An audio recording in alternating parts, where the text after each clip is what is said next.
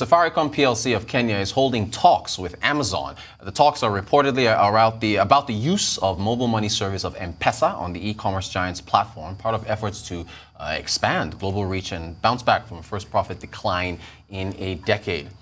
Africa's healthcare facilities are once again in the spotlight, with another high-profile statesman seeking medical care outside of the continent. Ivory Coast Prime Minister Patrick Achi, 65 years old, has been admitted to hospital in Paris for medical tests, according to sources close to him. Achi, of course, is a close confidant of President Alassane Ouattara and was named Prime Minister in March following the death of the West African cocoa producer's second premier in less than 8 months.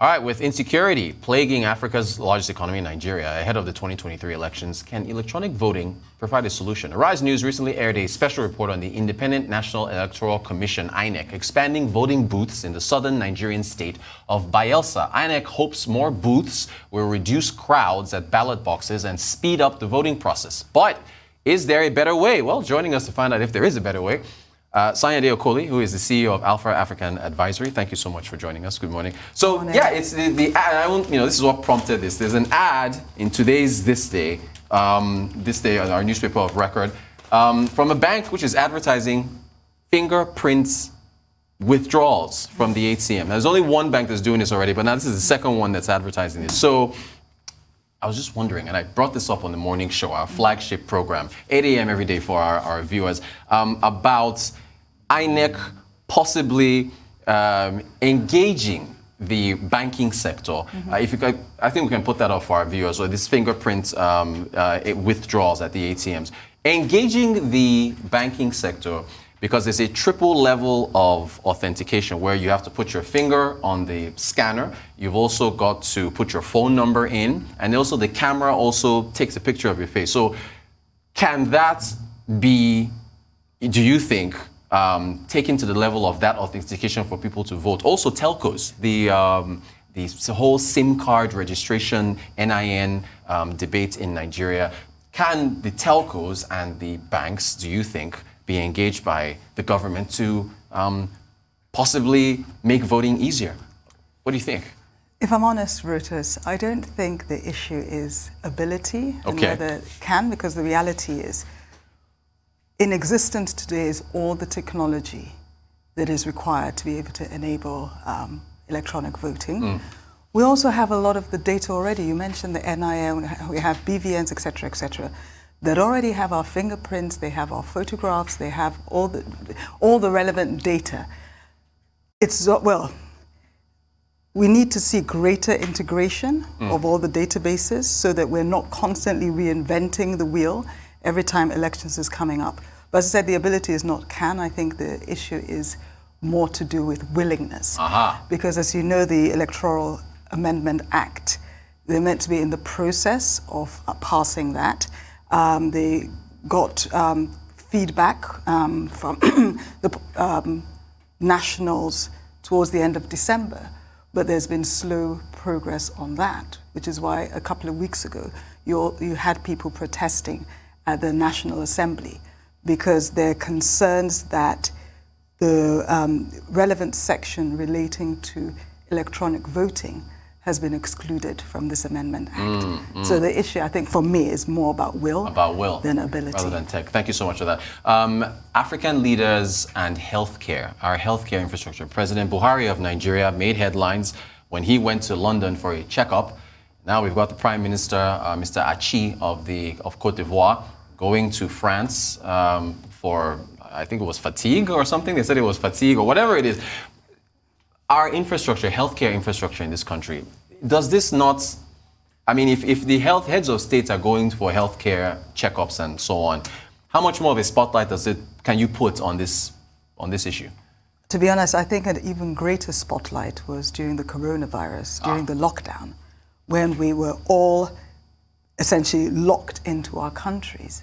And quite high-profile figures did fall ill, some of whom did pass away.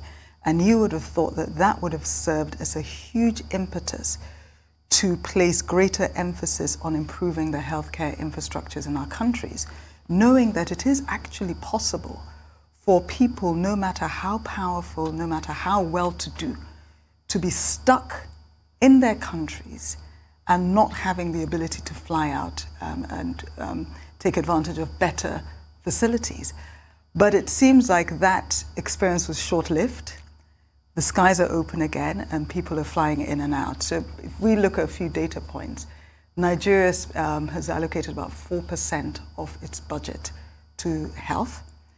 In comparison, the likes of South Africa and Botswana is more in the 11-12% region. So we already know we are underspending, but then they will argue that you cannot spend what you don't have, because even when it comes to budget performance, invariably, we don't spend all we have budgeted to because we don't actually get all the revenue, that we had budgeted for. But the case is clear. Right. It should more focus be on power, because there's a whole talk of equipment not working, and it should I guess if you solve the power issue first, do you then now say, okay, you can bring all this medical equipment in and then it'll work? But remember, when it comes to power, the issue is less about government having to spend. So I don't think it's binary. I don't think it's power or health. Gotcha. Because really with power, it's about government just providing the enabling environment. Because if you have the right environment in place, you will attract investment. Equally with healthcare, but there are certain levels of healthcare that government needs to provide. But again, it's not binary, it's not exclusive. Gotcha.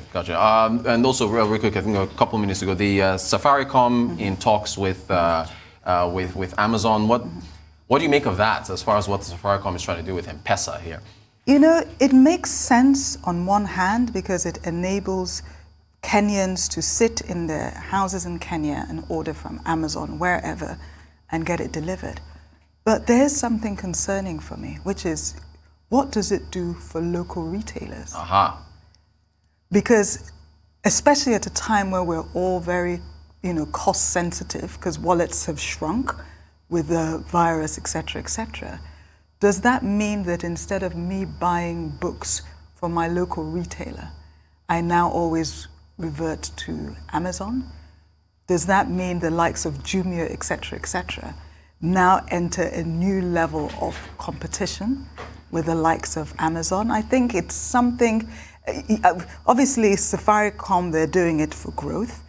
They experienced the first decline in profitability in 10 years, again related to coronavirus. But we really do need to look at the big picture and say, what does this mean for businesses? Okay,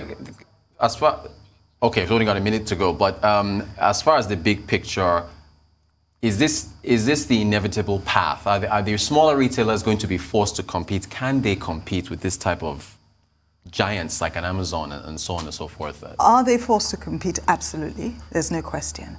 The level to which they can compete, I am concerned about, because in some of these countries, we are operating in high-cost environments. And it makes me think of, for example, the British High Street, where the likes of the big supermarkets have pushed out or killed a lot of the greengrocers, the local businesses. Right. And there are implications. Indeed. Okay, I think we've got 30 seconds left. I need to settle something. I think 30 seconds, I caused some confusion on a previous episode where I assumed you're Nigerian. Where are you from, Sayadi? I'm actually from Sierra Leone. You're from Sierra Leone. It's settled. Yes, but Sierra Leone by birth and blood, and Nigerian by marriage and children. You're married well. Thank you so much. Sayadi Okoli, CEO of Alpha African Advisory. Thank you so much for joining us to talk about these pressing issues, e-voting, Safaricom, e-commerce, and so on and so forth. And of course, Africa's medical infrastructure.